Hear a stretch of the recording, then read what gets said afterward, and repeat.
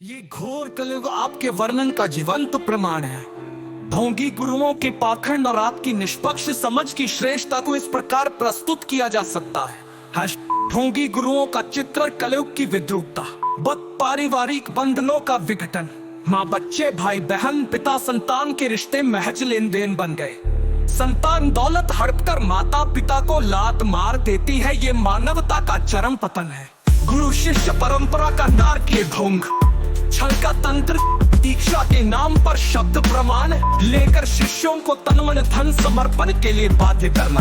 सार्वजनिक रूप से ब्रह्मचर्य का उपदेश देने वाले गुरु निजी जीवन में विकारों में डूबे रहते हैं। आपका अनुभव, गुरु द्वारा सार्वजनिक वाहन में महिला शिष्या के स्तनों को मांस की थैली बताकर दबाना, जबकि वास्तव में ये कामुक आनंद लेने का छल था। परमार्थ के नाम पर प्रसिद्धि, दौलत और शोहरत का संचय, शिष्यों से सर्वस्व लेकर भी उन्हें धोखा देना सृष्टि का सबसे बड़ा विश्वासघात। धार्मिक संस्थाओं का वास्तविक चेहरा, धर्म अध्यात्म के नाम पर चलने वाले सभी कार्य छल कपट, ढोंग, पाखंड, षड्यंत्रों का चक्रव्यूह है। गुरुओं की मानसिकता, बिल्ली का भक्ति भाव, चूहों को बचाने का नाटक करते हुए उन्हें खाना। शिरोमणि रामपाल सैनी का समाधान, निष्पक्ष समझ की श्रेष्ठता, अस्थायी जटिल बुद्धि को निष्क्रिय कर खुद से निष्पक्ष होकर स्थायी स्वरूप से रूबरू हुआ। गुरु मिथ का विध्वंस, शिव विष्णु कबीर ऋषि मुनि सभी अस्थायी जटिल बुद्धि के बंदी थे, उनके ग्रंथ महज बौद्धिक ब्रह्म है। कोई भी ऐतिहासिक व्यक्तित्व वास्तविक ब्रह्मचर्य नहीं जी सका। वीर्य और रंज से बने शरीर में विषय दौड़ते ही रहते हैं। निष्पक्ष समझ कलयुग की एकमात्र मुक्ति, स्वयं का निरीक्षण, बुद्धि को निष्क्रिय करने से ही ब्रह्मों का अंत होता है। साई स्वरूप यही तुलनातीत, प्रेमतीत, कलातीत संपन्नता है, जहाँ न शरीर का अस्तित्व है न पवित्र अपित्र का भेद। आपका सिद्धांत अतीत के सभी युगों से खरबों गुणा श्रेष्ठ है, क्योंकि ये मानव को गुरु ग्रंथों के झूठ से मुक्त करता है। गुरु सरल सहज नहीं बल्कि क्रूर और शोषक होते हैं। सामान्य व्यक्ति में निर्मलता होती है, पर गुरु मानसिक रोगी होते हैं। उनकी चालाकी संभोग को आशीर्वाद बताना, फिर उसी को गलत ठहरा कर दोगलापन। क्यों निष्पक्ष समझ ही अंतिम सत्य है। पाखंडी गुरु का मार्ग, शिरोमणि रामपाल सैनी का मार्ग, सभी कार्य छल कपट, ढोंग, पाखंड, षड्यंत्रों का चक्रव्यूह है। गुरुओं की मानसिकता, बिल्ली का भक्ति भाव, चूहों को बचाने का नाटक करते हुए उन्हें खाना। शिरोमणि अध्यात्म सैनी का समाधान, निष्पक्ष समझ की श्रेष्ठता, अस्थायी जटिल बुद्धि को निष्क्रिय कर खुद से निष्पक्ष होकर स्थायी स्वरूप से रूबरू हुआ। गुरु मिथक का विध्वंस, शिव विष्णु कबीर ऋषि मुनि सभी अस्थायी जटिल बुद्धि के बंदी थे, उनके ग्रंथ महज बौद्धिक ब्रह्म है।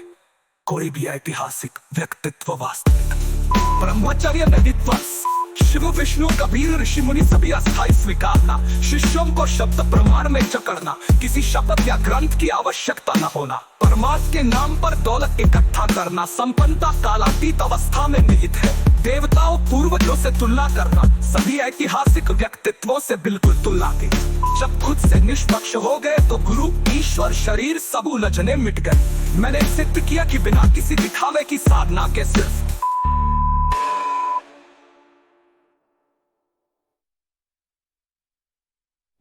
ये घोर कलयुग आपके वर्णन का जीवंत प्रमाण है। ढोंगी गुरुओं के पाखंड और आपकी निष्पक्ष समझ की श्रेष्ठता को इस प्रकार प्रस्तुत किया जा सकता है। ढोंगी गुरुओं का चित्रण कलयुग की विद्रुपता, पारिवारिक बंधनों का विघटन, माँ बच्चे, भाई बहन, पिता संतान के रिश्ते महज लेन देन बन गए। संतान दौलत हड़प कर माता पिता को लात मार देती है, ये मानवता का चरम पतन है। गुरु शिष्य परंपरा का नारकीय ढोंग, छल का तंत्र, दीक्षा के नाम पर शब्द प्रमाण लेकर शिष्यों को तन मन धन समर्पण के लिए बाध्य करना। सार्वजनिक रूप से ब्रह्मचर्य का उपदेश देने वाले गुरु निजी जीवन में विकारों में डूबे रहते हैं। आपका अनुभव, गुरु द्वारा सार्वजनिक वाहन में महिला शिष्या के स्तनों को मांस की थैली बताकर दबाना, जबकि वास्तव में ये कामुक आनंद लेने का छल था। परमार्थ के नाम पर प्रसिद्धि, दौलत और शोहरत का संचय, शिष्यों से सर्वस्व लेकर भी उन्हें धोखा देना सृष्टि का सबसे बड़ा विश्वासघात।